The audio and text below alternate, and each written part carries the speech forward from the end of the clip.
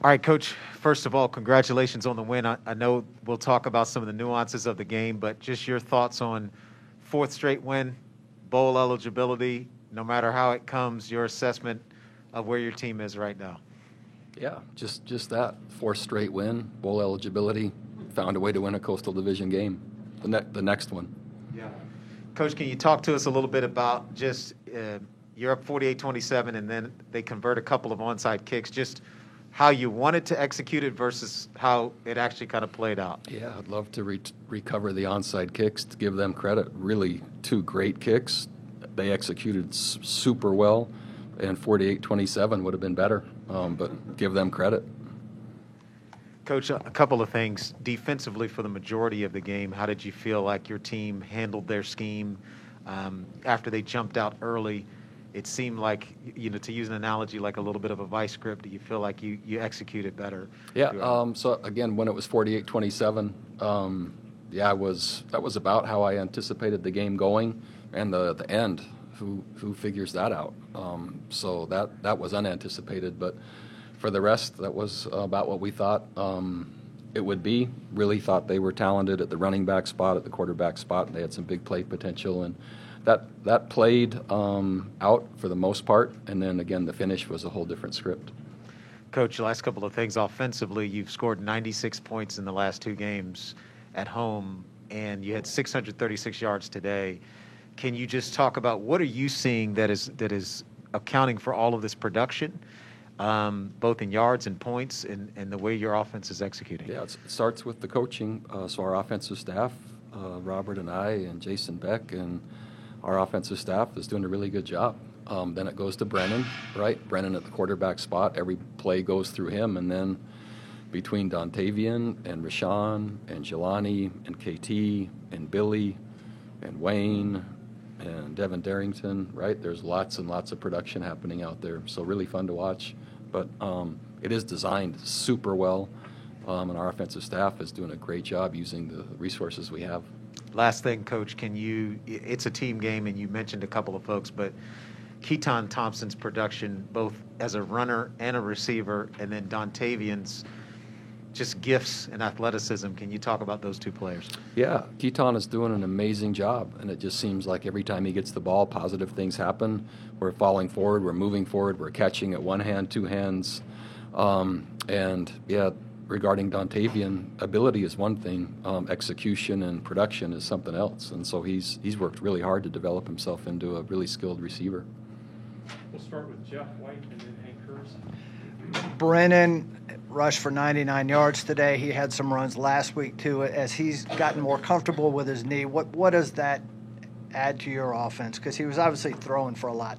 Yeah, anyway. You can see it. It's really challenging, and if teams choose to play single high safety, they're one number down in the run front, and that's just one other weapon to move the ball forward. And as his knee becomes healthier, we're blending him in, as you can see, and he's doing a really nice job.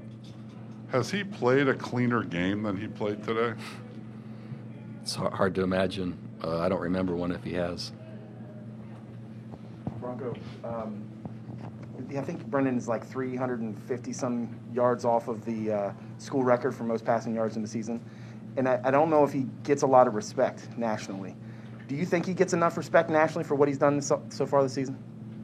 Yeah, I don't. So I don't read any of the media, I don't pay attention. It's nothing personal, but I'm coaching my team, right, and the rest is nothing I can control. And if he's not, I don't know how come, and I don't know what else you have to do, or what other numbers you have to put up, or how else you have to lead the team or lead a team. So, yeah, if he's not, I don't know how come. Understanding that obviously winning coastal games is the goal. You're a guy with a defensive background. Your program at BYU was a defensive program. Is there a part of you that cringes at winning games with scores and yardage totals like this? Sure. Yeah, it's especially when it doesn't have to be that way. And so, yeah, prior to the last narrative playing out with the two onside kicks, that's different. How disturbed or surprised were you by the slow start? I'm not sure I'm not sure either. We thought Georgia Tech was capable, and so and we also knew with the week off that there's going to be a challenge. So never want to see it play out that way, but we just prepared for 4 quarters, and that's how it worked out. Does it strike you as peculiar at all that you will now go nearly a month without playing an ACC game between 2 non-conference games and an open date? Yeah, when you put it that way. Joey had an interception negated by a penalty early on, then he got that seemed to really kind of swing the momentum. Just what about his play today, and in general having his leadership and experience back there? He's really productive, and he makes critical plays, and I think is a really good football player, and so glad he's with us. Scott here? Okay. Hey, Bronco, what would you say about how Keaton, what he's doing with a broken hand, which I imagine is getting better, but probably more slowly than it would if he wasn't playing? What kind of inspiration is he to the other guys on the team? Yeah, he's setting a bar that's so high that and showing what's possible that it basically makes any other reasons that someone might not be performing as well just go away, and it's great for our program. Hey, Coach. This is the program's first 4-game conference winning streak since 2011. Really? Is that something you're aware of, and what indication do you think that gives of where this program's at? No, I wasn't aware, and it's hard to win. It's hard to win ACC games in a row. It's hard to win on the road. It's hard to win at home. It's hard to keep winning, and maybe that's why it hasn't been done since 2011. And, I'm proud of our team. Bronco, the last 2 scores notwithstanding, they did have some big play touchdowns earlier in the game. That was an issue in Carolina. It seemed like it had been corrected.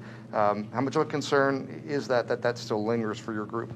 Yeah, just that it keeps manifesting. That the team was averaging, I think, right at 28 points a game, and prior to the last 2 onside kicks, it was 27. So it's about where we thought it would be, and we knew they were capable.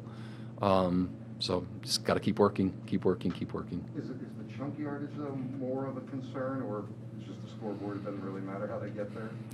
It's, to me, everything matters. And I think that the way we've been working and the way that things have been addressed, as you look at 4 straight wins, that's not accidental. And so, the way it finished today, I'm not sure makes it truly reflective, but if you put it in context of recovering onside kicks, that needs some work.